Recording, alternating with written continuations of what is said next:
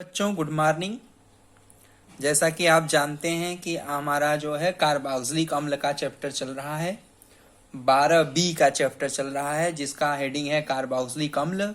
तो कार्बोक्सिलिक अम्ल किसे कहते हैं, IUPAC नाम, उसकी अम्लीयता के बारे में मैंने आपको समझा दिया है। अब आज आपको हम लेंगे कार्बोक्सिलिक अम्लों का निर्माण। तो बच्चों हम कौन सी हेडिंग लेंगे? कार्बोक्सिलिक अम्ल का निर्माण लेंगे। पहला नंबर पे हम लेंगे, पहले हमारा यहाँ हेडिंग हो जाएगा कार्बोक्सिलिक एसिड का निर्माण। तो हमारा हेडिंग होगा कार्बोक्सिलिक अम्ल का निर्माण। इसमें हम पहला नंबर हेडिंग लेंगे प्राथमिक एल्कोहल, प्राथमिक एल्कोहल तथा एल्डिहाइड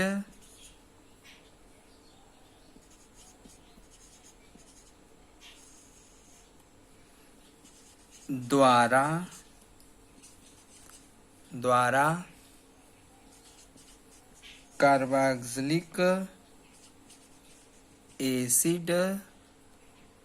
कार्बोक्सिलिक एसिड का निर्माण। तो बच्चों हम पहला हेडिंग क्या लेंगे? पहला हेडिंग लेंगे प्राथमिक एल्कोहल तथा एल्डिहाइड द्वारा कार्बोक्सिलिक अम्ल का निर्माण। तो इसका इंट्रोडक्शन सुन लीजिए बच्चों। हम आपको पीछे भी पढ़ाए हैं, कक्षा 11 में भी पढ़ाए हैं कि प्राथमिक एल्कोहल तथा एल्डिहाइड ऑक्सीकारकों की उपस्थिति में कार्बोक्सिलिक एसिड में ऑक्सीकृत हो जाता है। तो बच्चों क्या होता है? प्राथमिक एल्कोहल तथा एल्डिहाइड ऑक्सीकारकों की उपस्थिति में कार्बोक्सिलिक एसिड में ऑक्सीकृत हो जाता है और इसमें कार्बन परमाणु समान होते हैं। जैसे उदाहरण है बच्चों, देखिए हमारे पास RCH2OH, तो हमारा है 1 डिग्री एल्कोहल है। अब क्या है? 1 डिग्री एल्कोहल है। अब कोई ऑक्सीकारक हम लें, जैसे हमने ऑक्सीकारक ले लिया पोटेशियम डाइक्रोमेट K2Cr2O7 अम्लीय माध्यम में, H2SO4 अम्लीय माध्यम की उपस्थिति में। तो हमारा यह 1 डिग्री एल्कोहल क्या करता है? 1 डिग्री एल्कोहल एल्डिहाइड में, RCHO एल्डिहाइड में ऑक्सीकृत हो जाता है। तो हमारा 1 डिग्री एल्कोहल किस में ऑक्सीकृत हो जाता है? एल्डिहाइड में ऑक्सीकृत हो जाता है। अब एल्डिहाइड का भी ऑक्सीकरण होता है। तो एल्डिहाइड का जब ऑक्सीकरण होता है, यही ऑक्सीकारक अगर हम उपस्थित करा दें, अब एल्डिहाइड हमारा प्रबल ऑक्सीकारक की उपस्थिति में, प्रबल ऑक्सीकारक K2Cr2O7 अम्लीय माध्यम की उपस्थिति में, या दुर्बल ऑक्सीकारक टालेन अभिकर्मक या फेलिंग विलेन की उपस्थिति में एल्डिहाइड, हमारा एल्डिहाइड प्रबल ऑक्सीकारक की उपस्थिति में या दुर्बल ऑक्सीकारक उपस्थिति में, दोनों की उपस्थिति में यह एल्डिहाइड हमारा क्या होता है? कार्बोक्सिलिक अम्ल में, COOH में कार्बोक्सिलिक एसिड में ऑक्सीकृत हो जाता है। तो बच्चों हमने क्या कहा? हमने आपको ये बताया कि प्राथमिक एल्कोहल तथा एल्डिहाइड दोनों ही ऑक्सीकारकों की उपस्थिति में कार्बोक्सिलिक अम्ल में ऑक्सीकृत हो जाता है, जो मैंने आपको यहां लिख करके दिखा दिया। अब इसका यदि हम उदाहरण लें, उदाहरण हम लेते हैं पहले नंबर पे, हम एल्कोहल को लेते हैं, एल्कोहल से। तो पहले नंबर पे जब हम एल्कोहल का उदाहरण लेते हैं, फर्स्ट हम लेते हैं एल्कोहल का उदाहरण। तो एल्कोहल के उदाहरण में अब हम ए लेते हैं, जैसे हमारे पास है CH3CH2OH, इसका नाम है एथेनॉल। अब एथेनॉल का हम ऑक्सीकरण करेंगे किसकी उपस्थिति में? K2Cr2O7 अम्लीय माध्यम के उपस्थिति में। तो ऑक्सीकृत हो जाएगा। ये क्या बनाएगा? ये CH3CHO बनाएगा। क्या है ये है एसिटल्डिहाइड है। अब एसिटल्डिहाइड भी क्या होगा? ऑक्सीकृत होगा किसकी उपस्थिति में? K2Cr2O7 अम्लीय माध्यम ऑक्सीकारक के उपस्थिति में। ऑक्सीकृत होकर के क्या बनाएगा? CH3COOH, acetic acid, acetic acid का निर्माण हो गया। तो हमारा पहले एथेनॉल, एथेनॉल को हम एथिल एल्कोहल भी कहते हैं।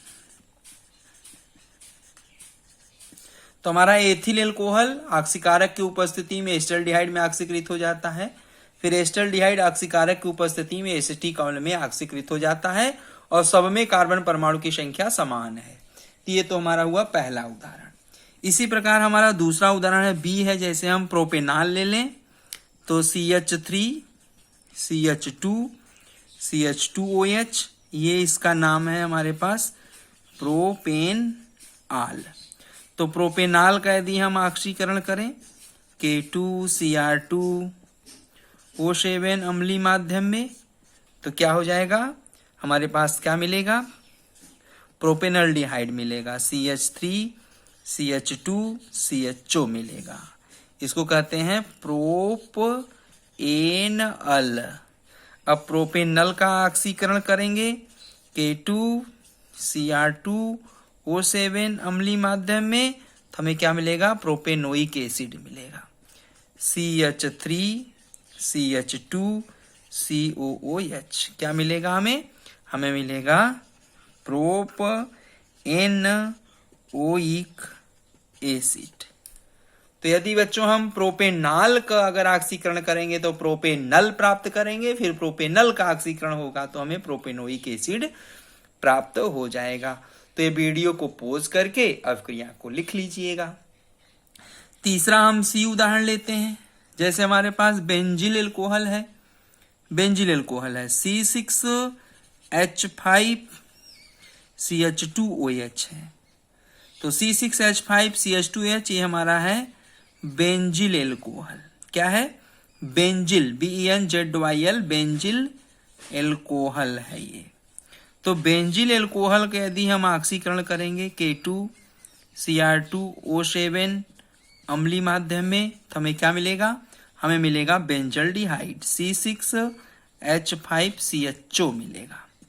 क्या मिलेगा? C6H5CHO, जिसका नाम है बेंजल्डिहाइड। अब बेंजल्डिहाइड का ऑक्सीकरण करेंगे तो बेंजल्डिहाइड का ऑक्सीकरण करेंगे K2Cr2O7 अम्लीय माध्यम में तो हमारे पास क्या होगा? बेंजल्डिहाइड का जब ऑक्सीकरण करेंगे तो हमें क्या प्राप्त होगा? बेंजोइक एसिड, C6H5COOH, जिसका नाम क्या है? Benzoic acid. तो हमारा यह एरोमेटिक एल्कोहल, एरोमेटिक एल्कोहल जैसे कि बेंजिल एल्कोहल। तो एरोमेटिक एल्कोहल, बेंजिल एल्कोहल का जब ऑक्सीकरण करेंगे तो एरोमेटिक एल्डिहाइड, बेंजल्डिहाइड प्राप्त करेंगे। अब बेंजल्डिहाइड का ऑक्सीकरण करेंगे तो benzoic acid, carboxylic acid, benzoic acid, aromatic benzoic acid का निर्माण हो जाएगा। तो ये तो हमारा हुआ एल्कोहल से कार्बोक्सिलिक अम्ल का निर्माण। डी विधि है। जैसे हमारे पास मेथिल एल्कोहल है, CH3OH है, जिसका नाम है मेथेनॉल। अब मेथेनॉल का हम ऑक्सीकरण करेंगे K2Cr2O7 अम्लीय माध्यम की उपस्थिति में तो क्या प्राप्त होगा? HCHO प्राप्त होगा, मेथेनल, ANAL, मेथेनल प्राप्त होगा। अब इसका ऑक्सीकरण करेंगे K2Cr2O7 अम्लीय माध्यम की उपस्थिति में तो क्या प्राप्त होगा? हमें HCOOH प्राप्त होगा, मेथेनोइक एसिड। ठीक है। तो यदि हम मेथेनॉल का ऑक्सीकरण करें ऑक्सीकारक की उपस्थिति में तो मेथेनल प्राप्त होगा और मेथेनल का ऑक्सीकरण करें तो मेथेनोइक एसिड प्राप्त होगा। तो ये तो बच्चों हमारा था पहला पार्ट जो मैंने आपको पढ़ाया, एल्कोहल से कार्बोक्सिलिक अम्ल का निर्माण। तो एल्कोहल से कार्बोक्सिलिक अम्ल का निर्माण का मैंने उदाहरण लिख दिया, आपको ये मैंने समझा दिया। वीडियो पॉज करके अवक्रिया को लिख लीजिएगा। ठीक है, आपको समझ में आ जाएगा। अब हम इसको मिटा देते हैं।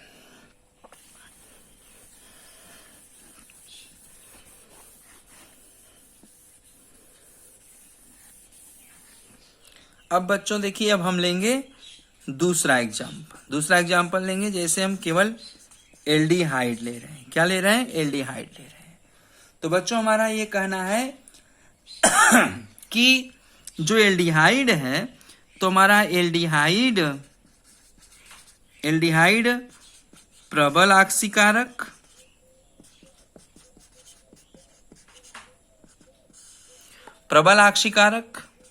K2Cr2O7 अम्लीय माध्यम या Na2Cr2O7 सोडियम डाइक्रोमेट अम्लीय माध्यम के उपस्थिति में, एल्डिहाइड प्रबल आक्सीकारक के उपस्थिति में या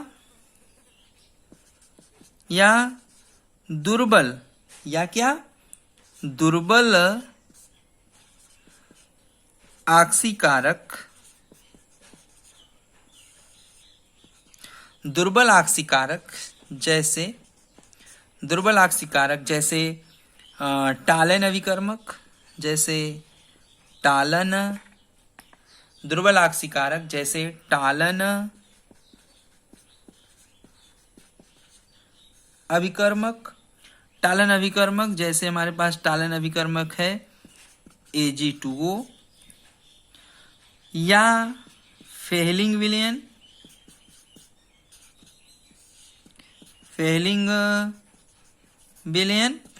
मतलब फेहलिंग A और धन B, जो व्यवहार कैसा करता है CuO के जैसा।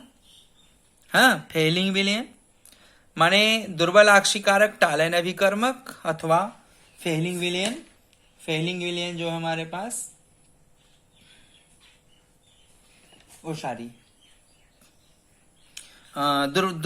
जो है यहां से हम लेंगे दुर्बल आक्सीकारक Ag2O।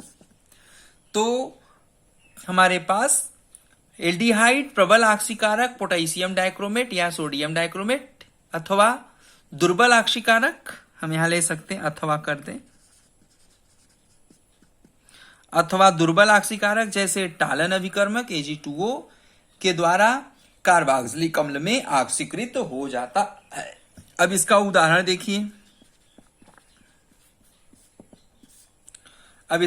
देखिए, जैसे उदाहरण में हम लेते हैं यहां पर फार्मल्डिहाइड जैसे ले रहे हैं, HCHO ले रहे हैं। तो फार्मल्डिहाइड हमारे पास क्या है? मेथेनल है। तो मेथेनल का हमने ऑक्सीकरण कर दिया, किसके उपस्थिति में? टालेन, TOLLEN,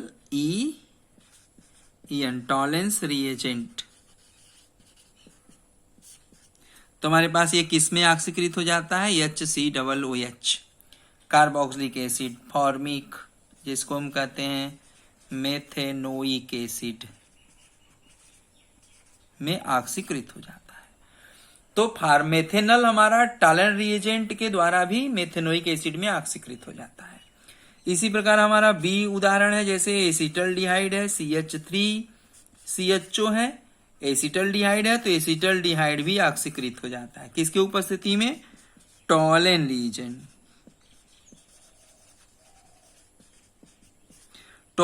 के द्वारा। किसमें?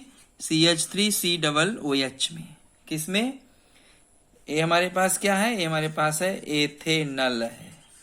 तो एथेनल भी टालन रीजेंट की उपस्थिति में ऑक्सीकृत हो जाता है, किसमें? एथेनोइक एसिड में। तो ये तो हमारा हुआ एल्डिहाइड और एल्कोहल के ऑक्सीकरण से। तो हमारा पहला हेडिंग जो है एल्कोहल के कार्बोक्सिलिक एसिड का निर्माण। तो कार्बोक्सिलिक एसिड के निर्माण में पहला हेडिंग है प्राथमिक एल्कोहल तथा एल्डिहाइड द्वारा कार्बोक्सिलिक एसिड का निर्माण। तो पहला हेडिंग में मैंने आपको एल्कोहल और एल्डिहाइड के ऑक्सीकरण से कार्बोक्सिलिक अम्ल का निर्माण के बारे में आपको मैंने बता दिया, जिसमें मैंने आपको पहला एल्कोहल का उदाहरण बताया और दूसरा एल्डिहाइड का उदाहरण आपको मैंने समझा दिया। तो ये हमारा हो गया कार्बोक्सिलिक अम्ल तथा कार्बोक्सिलिक अम्ल का निर्माण नंबर 1। मिटा दे इसको। अब जो है वीडियो पोज करके अब क्रिया को लिख लीजिएगा। वीडियो पोज करेंगे, अब क्रिया को लिख लेंगे। अब दूसरा देखिए, अब हमारे पास एल्डिहाइड जो है, हमारे पास ये जो कार्बोक्सिलिक एसिड जो कार्बोक्सिलिक एसिड का निर्माण चल रहा है उसमें पहला पार्ट मैंने आपको समझा दिया। अब दूसरा पार्ट लेंगे, कार्बोक्सिलिक एसिड का निर्माण का दूसरा भाग। तो दूसरा भाग क्या है? नाइट्राइल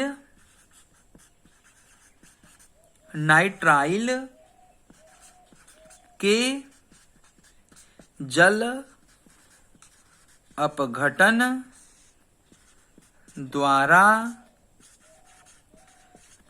कार्बोक्सिलिक एसिड का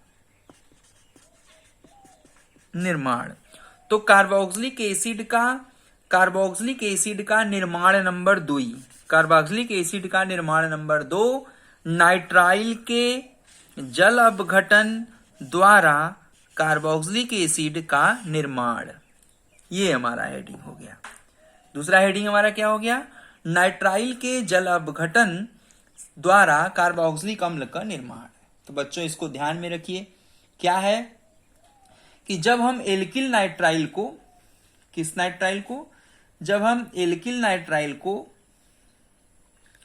या एरिल नाइट्राइल को, दोनों को कर लिया जाए, यदि हम एल्किल नाइट्राइल को या एरिल नाइट्राइल को गर्म HCl अथवा H2SO4 द्वारा जल अपघटित करते हैं तो पहले यह एमाइड में, पहले यह किसमें?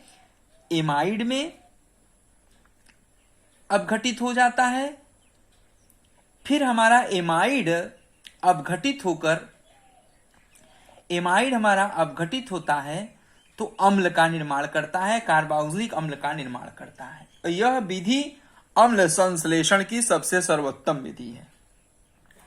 माने नाइट्राइल अम्ल के जल अपघटन से कार्बोक्सिलिक एसिड के निर्माण करने की यह विधि सबसे सर्वोत्तम विधि है।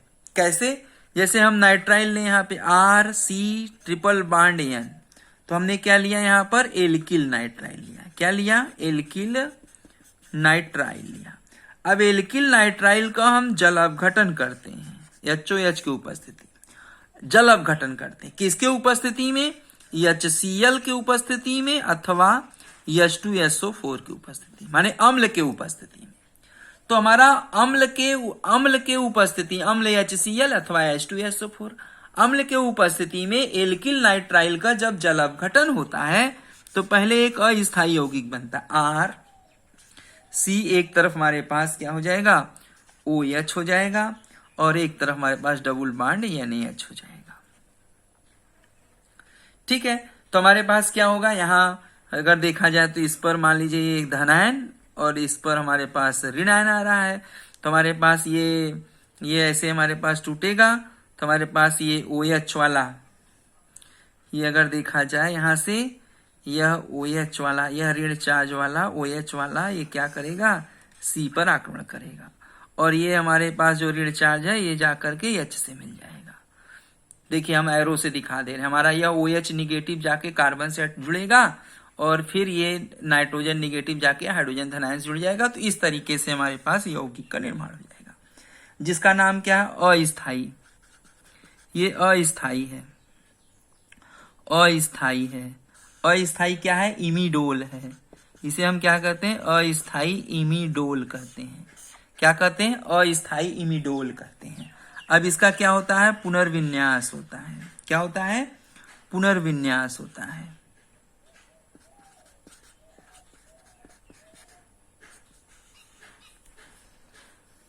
क्या होता है? पुनर्विन्यास होता है। अब जब ये पुनर्विन्यास होता है तो इसमें क्या होता है हमारे पास? ये देखिए हमारे पास जब पुनर्विन्यास होता है मतलब हमारे पास ये बंध क्या होता है इसमें? ये बंध हमारे पास टूटता है, माने ये H इधर आएगा और ये बंध हमारे पास इधर जाएगा, माने ये बंध टूटकर इधर जाएगा और H टूटकर इधर आएगा। तो क्या हो जाएगा हमारे पास? क्या होगा हमारे पास? RC डबल बॉन्ड O और इधर सिंगल बॉन्ड NH2। इसका नाम क्या है? इसका नाम है एमाइड। इसका नाम क्या है? एमाइड है। अब एमाइड का जल अपघटन होगा, कहाँ होगा? जल अपघटन होगा। क्या होगा? यहां से फिर से जल अपघटन होगा, माने H2O और अम्ल के उपस्थिति में जल अपघटन। अब इस एमाइड का जल अपघटन होगा, तो जब एमाइड का जल अपघटन होगा तो H धनायन तो इस तरफ जुड़ेगा और OH ऋणायन इस तरफ जुड़ेगा। तो जब H धनायन इस तरफ जुड़ेगा, NH2 की तरफ H धनायन जुड़ेगा, तो ये तो हमारा हो जाएगा NH3, और C से हमें क्या जुड़ेगा, OH जुड़ेगा, तो हमारे पास क्या आ जाएगा R C double bond O, इधर जुड़ जाएगा OH, तो हमारे पास क्या हो गया, कार्बोक्सिलिक एसिड। तो ये है हमारे पास नाइट्राइल का जब जल अपघटन होता है तो अस्थाई इमिडोल बनता है। अब अस्थाई इमिडोल का पुनर्विन्यास होता है, तो अस्थाई इमिडोल का पुनर्विन्यास होता है तो हमारे पास बन जाता है एमाइड। अब यहां एमाइड का जल अपघटन होता है तो NH2 की तरफ H धनायन और कार्बन से OH ऋणायन जुड़ जाता है, और जैसे ही जुड़ता है तो जब NH2 से H धनायन जुड़ता है तो NH3 बना लेता है, अमोनिया बना लेता है, और जब कार्बन से OH जुड़ जाता है तो हमारे पास R C double bond O OH बन जाता है, जिसको हम कार्बोक्सिलिक एसिड कहते हैं। तो यह तरीका है नाइट्राइल के जल अपघटन द्वारा कार्बोक्सिलिक एसिड का निर्माण कैसे होता है, ये मैंने आपको समझा दिया। अवक्रिया को नोट कर लीजिएगा, इस अवक्रिया को वीडियो पोज करके अवक्रिया को नोट कर लेंगे। यह अम्ल निर्माण की, यह जो बात मैंने आपको बताया है, जो सिखाया है, यह कार्बोक्सिलिक अम्ल के संश्लेषण की, कार्बोक्सिलिक अम्ल के संश्लेषण की सबसे सर्वोत्तम विधि है। इस विधि से कार्बोक्सिलिक अम्ल का निर्माण किया जाता है। तो यह अवक्रिया वीडियो पोज करके अवक्रिया लिख लीजिएगा, वीडियो पोज करके अवक्रिया को क्या करेंगे, लिख लेंगे। अब एक हम उदाहरण लेते हैं, क्या लेते हैं, उदाहरण।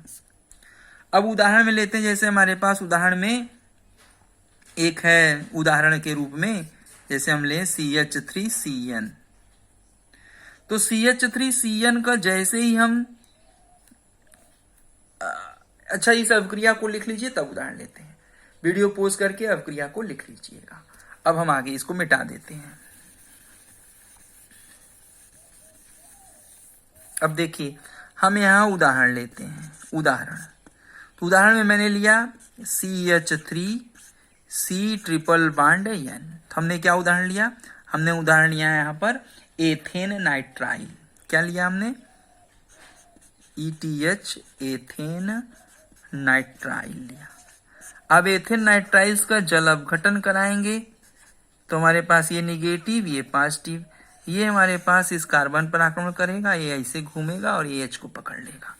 तो हमारे पास जल अपघटन किसकी उपस्थिति में कराएंगे, HCl की उपस्थिति में, या हम H2SO4 की उपस्थिति में करा देंगे। तो हमारे पास क्या बनेगा, इमिडोल बनेगा। क्या बनेगा, इमिडोल। CH3C एक तरफ OH और इधर डबल बॉन्ड NaH, ये बन जाएगा, जो अनस्टेबल्स है, अनस्टेबल्स है। इसको हम क्या कहते हैं, इमिडोल कहते हैं, इमिडोल बन जाएगा। अब इस इमिडोल का क्या होगा, पुनर्विन्यास होगा। इमिडोल का क्या होगा, पुनर्विन्यास होगा। पुनर्विन्यास होगा तो क्या बनाएगा, CH3C double bond O NH2 हो जाएगा। क्या हो गया, एसिटामाइड हो गया, एसिटामाइड। अब इस एसिटामाइड का क्या होगा, जल अपघटन होगा, H2O ऑब्लिक H धनायन, जल अपघटन होगा। तो जल अपघटन होगा तो क्या बनेगा, इधर तो हमारा NH3 बन जाएगा और इधर वाला हमारे पास क्या बन जाएगा, CH3C double bond O H। क्या बन गया, एथेनोइक एसिड। तो बच्चों देखिए, एथेन नाइट्राइल से हमारे पास, एथेन नाइट्राइल से एथेनोइक एसिड प्राप्त कर लेते हैं। एथेन नाइट्राइल से एथेनोइक एसिड हमने प्राप्त कर लिया।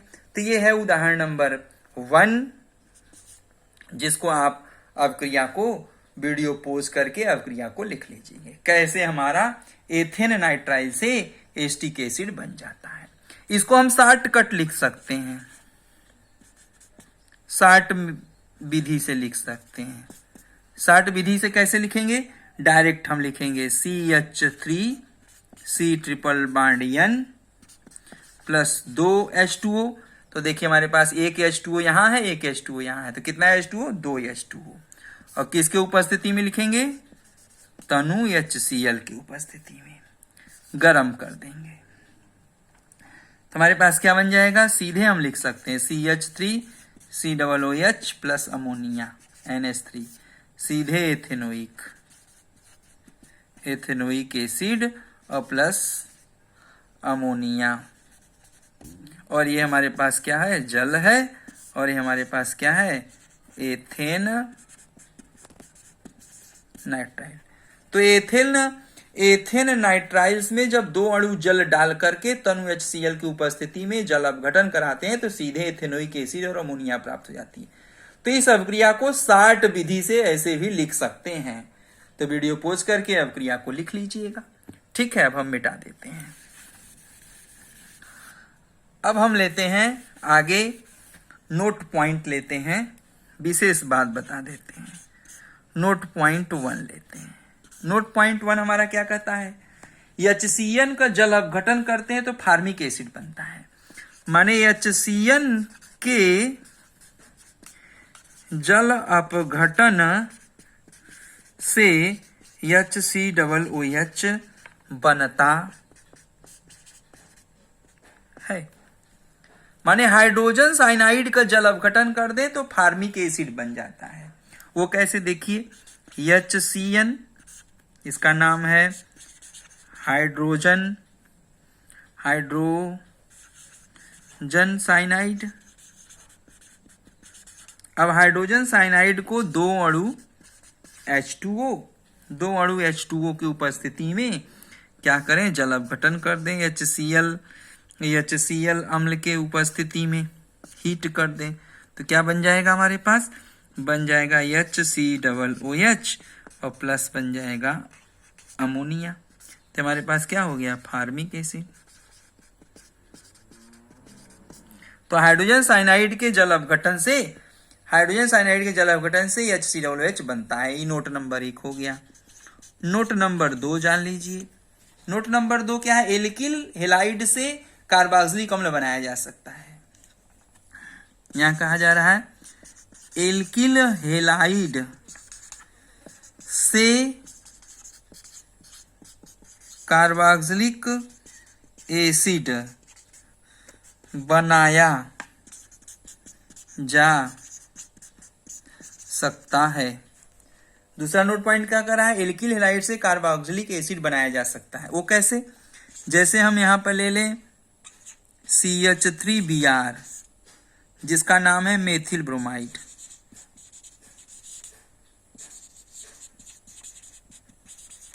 अब मेथिल ब्रोमाइड की क्रिया हम NaCN या KCN से करा दें तो हमारे पास क्या निकल जाएगा? NaBr निकल जाएगा या KBr निकल जाएगा। ये बाहर निकल जाएंगे। क्या बनेगा हमारे पास? CH3CN बन जाएगा। ये क्या हमारे पास? मेथिल साइनाइड है। अब मेथिल साइनाइड का हम क्या करें? जल अपघटन कर दें। दो अणु H2O आब्लिक HCl जल अपघटन कर दें। क्या कर दें? जल अपघटन कर दें। तो मैंने क्या किया? एल्किल हैलाइड से पहले मैंने एल्किल साइनाइड प्राप्त कर लिया। अब एल्किल साइनाइड का जल अपघटन कर देंगे तो हमारे पास क्या मिल जाएगा? CH3COOH और प्लस अमोनिया NH3। ये हमारे पास क्या हो जाएगा? एसिटिक एसिड प्राप्त हो गया और ये हमारे पास अमोनिया प्राप्त हो गया। तो कहने का अर्थ यह है कि एल्किल हैलाइड से कार्बोक्सिलिक एसिड बनाया जा सकता है। तो ये नोट नंबर 2 हो गया। तो अब आप ऐसे वीडियो पॉज करके नोट नंबर 1, नोट नंबर 2 लिख सकते हैं। ये हमारा हो गया। अब आगे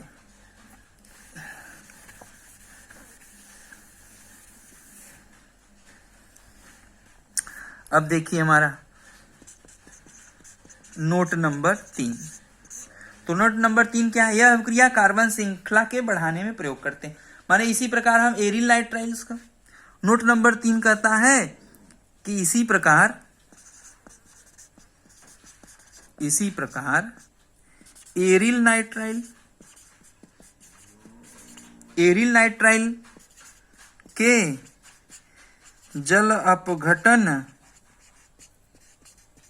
से इसी प्रकार एरिल नाइट्राइल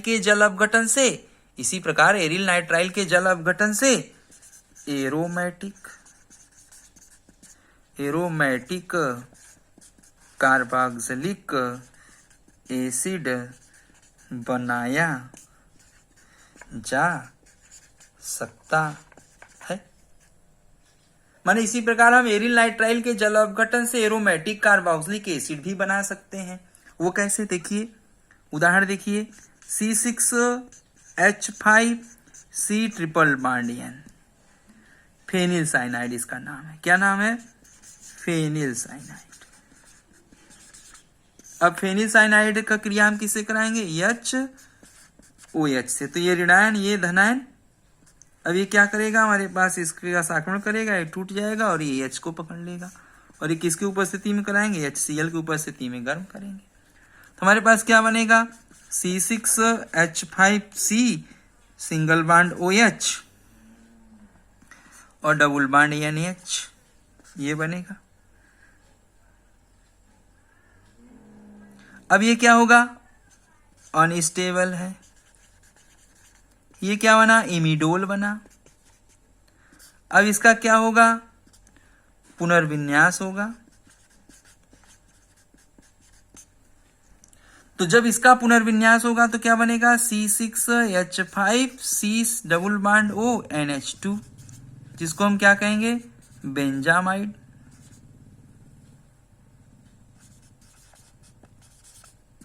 ये क्या कहेंगे? ये हमारे पास क्या होगा? यह इमिडोल पुनर्विन्यास करके बेंजामाइड बना लेगा। अब इस बेंजामाइड का हम क्या करेंगे? जल अपघटन करेंगे। तो बेंजामाइड का अगर हम जल अपघटन यहां करें तो हमारे पास क्या बन जाएगा? ये इधर वाला H, इधर H जुड़ेगा तो हमारे पास NH3 अमोनिया बना लेगा। और इधर क्या हो जाएगा? C6H5C double bond O OH, जो हमारे पास क्या है? इसका नाम क्या है? Benzoic acid. तो बेंजोइक एसिड एक प्रकार का क्या है? एरोमेटिक कार्बोक्सिलिक एसिड है। तो इस तरीके से हम क्या कर सकते हैं? फेनिल साइनाइड एक प्रकार का एरियल साइनाइड है। तो फेनिल साइनाइड एक प्रकार का एरियल साइनाइड है। तो एरियल साइनाइड को भी जल अपघटन करके हम बेंजामाइड प्राप्त कर लेंगे।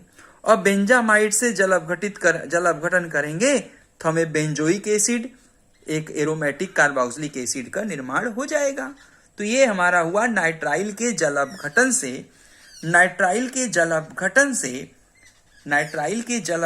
से कार्बोक्सिलिक अम्ल का निर्माण। तो ये हमारा दूसरा मेथड, नाइट्राइल के जल अपघटन द्वारा कार्बोक्सिलिक एसिड का निर्माण नंबर 2 समाप्त होता है। वीडियो पॉज करके अवक्रिया को लिख लीजिएगा। ठीक है, आप समझ गए। अब मिटा देते हैं। अब हम लेते हैं कार्बोक्सिलिक एसिड के निर्माण की तीसरी विधि लेते हैं। तीसरी विधि क्या है? अम्ल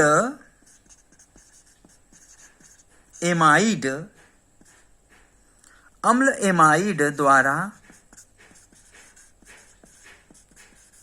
कार्बोक्सिलिक एसिड का निर्माण। तो अम्ल एमाइड द्वारा कार्बोक्सिलिक एसिड का निर्माण नंबर 3, माने कार्बोक्सिलिक एसिड का निर्माण नंबर 1 आपको पढ़ा दिया, कार्बोक्सिलिक एसिड का निर्माण नंबर 2 मैंने आपको पढ़ा दिया। अब कार्बोक्सिलिक एसिड का निर्माण नंबर 3 अम्ल एमाइड द्वारा कार्बोक्सिलिक एसिड का निर्माण, ये 3 नंबर। तो इसको कैसे बनाते हैं, इसको भी ध्यान से सुनिए। अम्ल एमाइड को खनिज अम्ल या क्षार के साथ उबालने पर यह जल अपघटित होकर कार्बोक्सिलिक अम्ल बनाता है। मतलब खनिज, हमारे पास जो अम्ल एमाइड है, तो अम्ल एमाइड को खनिज अम्ल के द्वारा अथवा क्षार की उपस्थिति में जब जल अपघटन करते हैं, खनिज अम्ल के उपस्थिति में अथवा क्षार के उपस्थिति में जब हम अम्ल एमाइड का जल अपघटन करते हैं तो हमें कार्बोक्सिलिक एसिड प्राप्त होता है। कैसे, देखिए हमारे पास RC double bond O NH2, ये क्या हमारे पास एमाइड है ना, एसिड एमाइड है। क्या है? एसिड एमाइड है, लेकिन कौन सा? एलिफैटिक है। हम एरोमेटिक भी ले सकते हैं, ARC double bond O NH2, aromatic acid amide. तो हम एलिफैटिक अथवा एरोमेटिक एसिड एमाइड लें और इसका हम क्या करें? इसका हम जल अपघटन करें, H2 और जल अपघटन करें अम्ल के उपस्थिति में, या हम क्षार के उपस्थिति में जल अपघटन करें, अम्ल के उपस्थिति में या क्षार के उपस्थिति में जल अपघटन करते हैं। तो जैसे ही जल अपघटन करेंगे, हमारा जल अपघटन कहां होगा? यहां से होगा। तो जैसे ही जल अपघटन होगा तो हमारे पास क्या प्राप्त होगा? RC double bond O OH प्राप्त होगा, और इधर वाला हमारे पास क्या हो जाएगा? NH3 हो जाएगा। तो ये क्या है हमारे पास? कार्बोक्सिलिक एसिड है, एलिफैटिक है, एलिफैटिक कार्बोक्सिलिक एसिड है। और ये क्या है? अमोनिया है।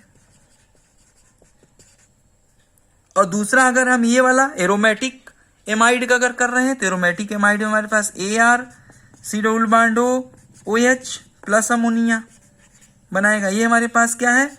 ये हमारे पास एरोमेटिक कार्बोक्सिलिक एसिड है, और ये हमारे पास अमोनिया है।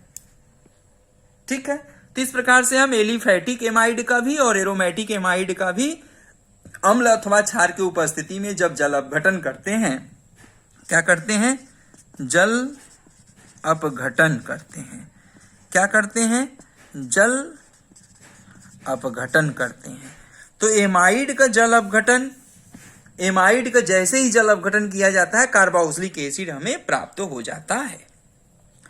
तो ये हुआ हमारा तीसरा मेथड, अम्ल एमाइड द्वारा कार्बोक्सिलिक अम्ल का निर्माण। तो ये मैंने दोनों बता दिया, वीडियो पोस्ट करके लिख लीजिए। अब कुछ उदाहरण देते हैं आपको, उदाहरण कुछ देते हैं। अब उदाहरण देखिए, एग्जाम्पल लेते हैं। जैसे उदाहरण नंबर 1 हमने लिया। उदाहरण नंबर 1 में मैंने लिया क्या? CH3CONH2, जिसका नाम है एसिटामाइड। अब एसिटामाइड को हम क्या कर रहे हैं? जल अपघटित कर रहे हैं H2O की उपस्थिति में और अम्ल की उपस्थिति में।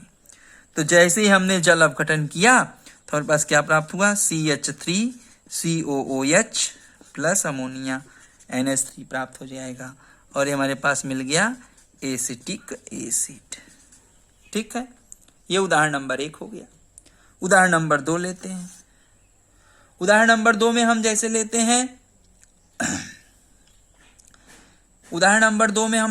हैं CH3CONH2, ये हमारे पास, ये भी हमारे पास एसिटामाइड है। अब एसिटामाइड का हम जल अपघटन करते हैं, लेकिन हम HNO2 अम्ल लेते हैं। कौन अम्ल लेते हैं? नाइट्रस एसिड लेते हैं। तो जैसे ही नाइट्रस एसिड में अपघटन करते हैं तो हमारे पास उत्पाद तो COOH एसिटिक एसिड ही बनता है, जैसे ऊपर बना है, लेकिन यहां से हमारे पास N2 गैस बाहर निकलता है और जल बाहर निकलता है। तो यह है एसिटामाइड का HNO2 नाइट्रस अम्ल के उपस्थिति में जल अपघटन, तब भी हमारे पास एसिटिक एसिड ही बनता है। इसी प्रकार से अगर हम तीसरा उदाहरण लेते हैं यदि हम एरोमेटिक ले रहे हैं C6H5CONH2 ले रहे हैं जिसका नाम है बेंजामाइड। तो बेंजामाइड का अगर हम जल अपघटन कर रहे हैं HCl अम्ल की उपस्थिति में तो हमारे पास क्या बनेगा C6H5COOH प्लस NH3 और HCl, ऐसे अमोनिया निकलेगी NH3 और HCl से अपक्रिया करके NH4Cl हो जाएगा। तो हमारे पास क्या बना बेंजोइक एसिड बना। तो बेंजामाइड का जल अपघटन कर रहे हैं, हाइड्रोलाइसिस कर रहे हैं, तो बेंजामाइड का हाइड्रोलाइसिस करेंगे तो बेंजोइक एसिड प्राप्त हो जाएगा। समझ में आया? इसी तरीके से यदि हम एसिटामाइड CH3CONH2 एसिटामाइड का जल अपघटन कर रहे हैं, क्या कर रहे हैं जल अपघटन कर रहे हैं, लेकिन किसकी उपस्थिति में NaOH क्षार की उपस्थिति में। तो NaOH क्षार की उपस्थिति में जल अपघटन करते हैं तो हमारे पास अमोनिया बाहर निकल जाती है और CH3COO Na प्राप्त होता है। CH3COO Na प्राप्त होगा। अब इसकी क्रिया हम तनु HCl से करा देंगे तब हमारे पास प्राप्त हो जाएगा CH3COOH और प्लस NaCl। तो हमारे पास ये एसिटिक एसिड प्राप्त हो जाएगा। तो क्षार की उपस्थिति में जब एमाइड का जल अपघटन करते हैं तो इस तरीके से होता है। तो क्षार की उपस्थिति में एमाइड का जल अपघटन करेंगे तो अम्ल ही बनेगा, लेकिन उसकी क्रिया इस तरीके से चलेगी। तो ये तो हुआ हमारा कार्बोक्सिलिक अम्ल का निर्माण नंबर 3, अम्ल एमाइड द्वारा कार्बोक्सिलिक एसिड का निर्माण। तो कार्बोक्सिलिक एसिड का निर्माण नंबर 3 मैंने आपको बता दिया। अब निर्माण नंबर 4 हम लेंगे अगले ऑडियो में लेंगे। तो हमारे पास निर्माण नंबर 1 खत्म, निर्माण नंबर 2 खत्म, निर्माण नंबर 3 खत्म, निर्माण नंबर 4 इसको हम आपको अगले ऑडियो में समझाएंगे। आज के लिए बस इतना ही। धन्यवाद। वीडियो पॉज करके अवक्रिया को जरूर से जरूर लिख लीजिएगा।